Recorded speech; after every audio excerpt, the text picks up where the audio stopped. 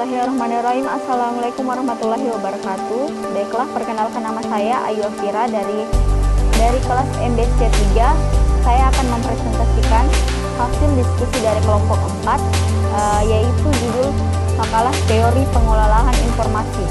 Baiklah, saya akan menjelaskan pengertian teori pengelolaan informasi. Sistem adalah kumpulan bagian-bagian atau subsistem yang disatukan dan dirancang untuk mencapai suatu tujuan. Sedangkan informasi sebagai hasil pengelolaan data yang digunakan untuk suatu keperluan sehingga penerimaannya mendapatkan rangsangan untuk melakukan tindakan. Adapun pengertian dari data. Data adalah fakta yang jelas, lingkup yang jelas, tempat dan waktunya. Data diperoleh dari sumber data primer atau sekunder dalam bentuk berita tertulis atau sinyal elektronis. Adapun beberapa pendapat yang menjelaskan definisi sistem, yaitu menurut Wiki, pengertian sistem diambil dari asal mula sistem yang berasal dari bahasa Latin systema dan bahasa Yunani systema, yang memiliki pengertian bahwa suatu sistem merupakan suatu kesatuan yang di dalamnya terdiri dari komponen atau elemen yang berhubungan satu dengan yang lainnya, yang berfungsi untuk memudahkan aliran informasi. Baiklah, terdapat berbagai macam penelitian atau pengertian sistem informasi menurut beberapa ahli. Sistem informasi adalah sekumpulan komponen yang saling berhubungan, mengumpulkan atau mendapatkan, memproses, menyimpan dan mendistribusikan informasi untuk menunjang pengambilan keputusan dan pengawasan dalam suatu organisasi, serta membantu manajer dalam mengambil keputusan. Sumber informasi adalah data. Data merupakan bentuk jamak dari bentuk tunggal datum atau data item. Terdapat beberapa definisi mengenai data dari para ahli, yaitu: 1. Data merupakan deskripsi dari suatu kejadian yang kita hadapi serta menggambarkan kesatuannya yang terjadi pada saat tertentu. 2. Data merupakan kumpulan objek-objek beserta atribut yang menunjukkan karakteristik dari objek tersebut. Informasi tanpa adanya data, maka informasi tersebut tidak akan terbentuk. Begitupun pentingnya peranan data dalam terjadinya suatu informasi yang berkualitas. Keakuratan data sangat mempengaruhi terhadap keluaran informasi yang akan terbentuk.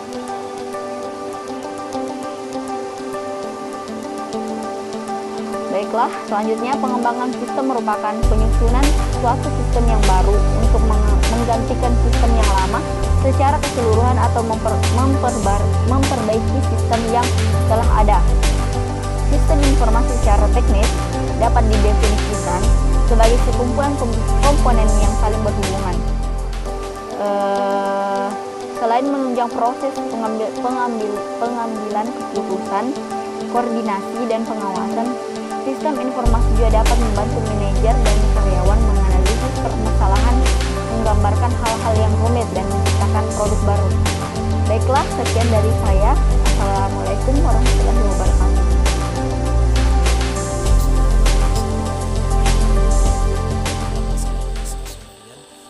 Saya akan melanjutkan materi dari teman-teman saya. Baiklah, materi saya itu terdapat berbagai macam pengertian sistem informasi menurut para ahli. Adapun diantaranya yaitu sistem informasi adalah sekumpulan komponen yang saling berhubungan, mengumpulkan atau mendapatkan, proses, menyimpan dan mendistribusikan informasi untuk menunjang pengambilan keputusan dan pengawasan dalam suatu organisasi serta membantu manajer dalam mengambil keputusan.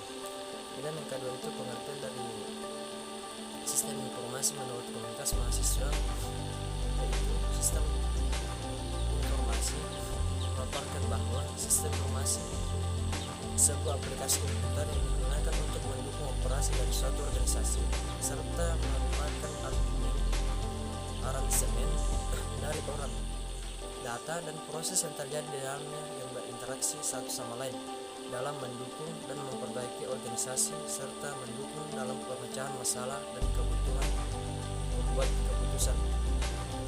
Kemudian sumber informasi adalah data. Data merupakan bentuk jamak dari bentuk tunggal datum atau data item.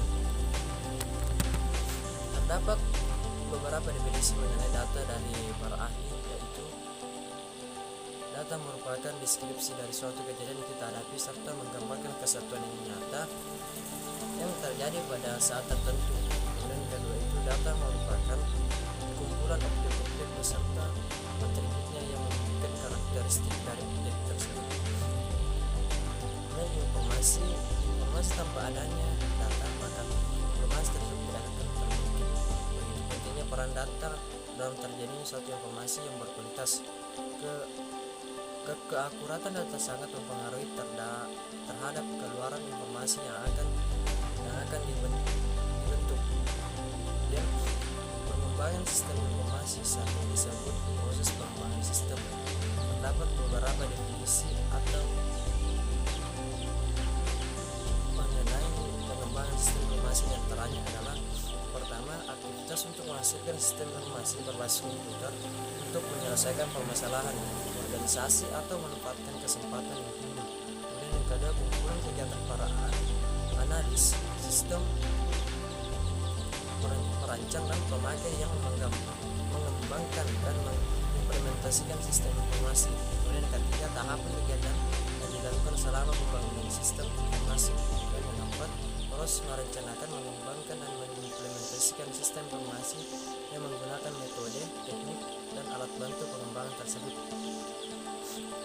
Kemudian pengembangan merupakan suatu sistem yang baru untuk menggantikan sistem yang lama secara keseluruhan atau memperbaiki sistem yang telah ada. Sistem informasi secara teknis dapat didefinisikan sebagai sekumpulan komponen yang saling berhubungan, mengumpulkan atau mendapatkan, memproses, menyimpan, dan mendistribusikan informasi untuk menunjang pengambilan keputusan pengawasan dalam suatu organisasi.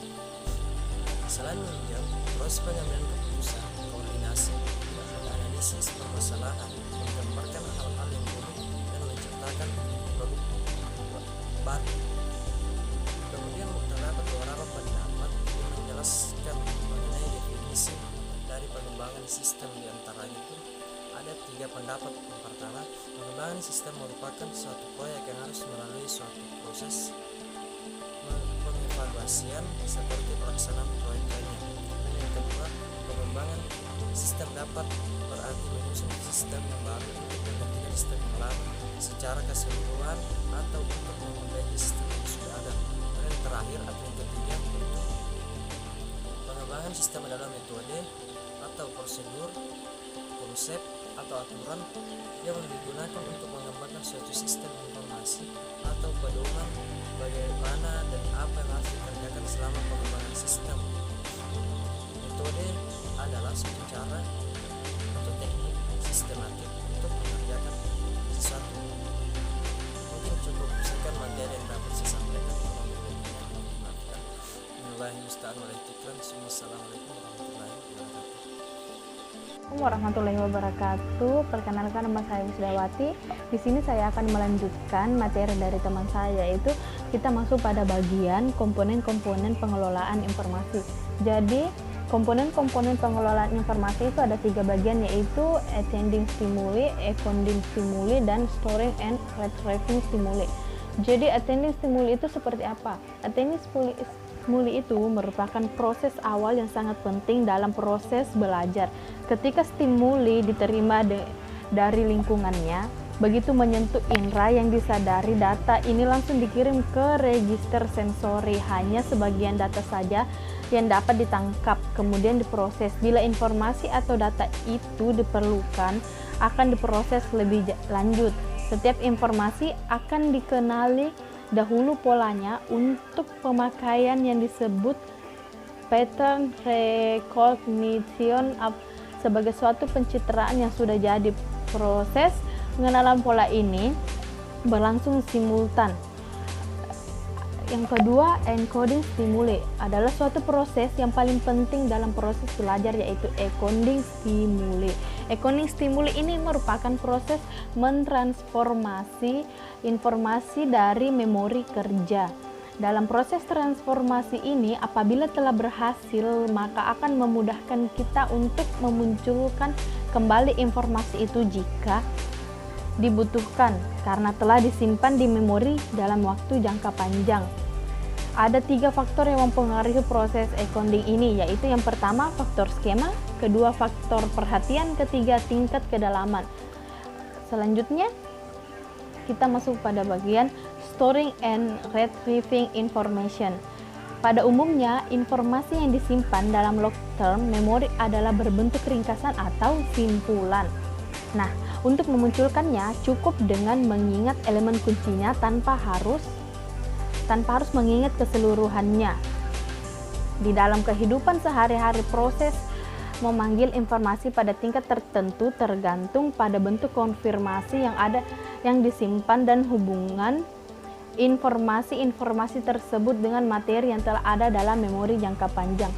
Assalamualaikum warahmatullahi wabarakatuh. Perkenalkan, nama saya Ramadhani Lima. Di sini saya akan menjelaskan tentang sistem pengelola informasi.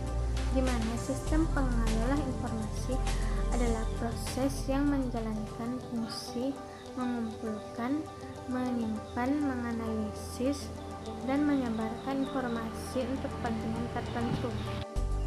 Informasi merupakan suatu sistem kerja yang kegiatannya ditujukan untuk pengolahan atau menangkap, transmisi, menyimpan, mengambil, memanipulasi, dan menampilkan informasi.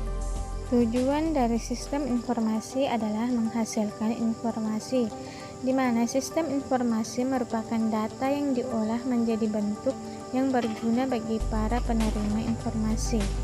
Data yang diolah saja tidak cukup dapat dikatakan sebagai suatu informasi jika tidak didukung oleh pilar, yaitu tepat kepada orangnya atau relevan, tepat waktu, dan tepat nilainya atau akurat. Akurat merupakan informasi yang harus bebas dari kesalahan-kesalahan yang tidak biasa atau menyesatkan. Tepat waktu merupakan informasi yang datang pada si penerima, tidak boleh terlambat. Relevan, yang mana informasi tersebut mempunyai manfaat untuk pemakaiannya. Relevasi informasi untuk orang satu dengan yang lain berbeda. Misalnya, informasi sebab musabab kerusakan mesin produksi kepada akuntan perusahaan adalah kurang relevan dan akan lebih relevan bila ditujukan kepada ahli teknik perusahaan. Ya, baiklah, di sini saya akan menjelaskan sedikit tentang materi, faktor-faktor, teori pengolahan informasi. Yang pertama itu teknologi eksternal. Adalah komponen-komponen teknologi di luar perusahaan atau organisasi. Dan itu sendiri di dalamnya hal ini sebagai penyedia informasi yang dibutuhkan manajemen dalam melakukan aktivitas bisnis. Teknologi eksternal memiliki faktor seperti ilmu pengetahuan dan teknologi yang berkembang di lingkungan eksternal organisasi. Yang kedua itu bisnis eksternal.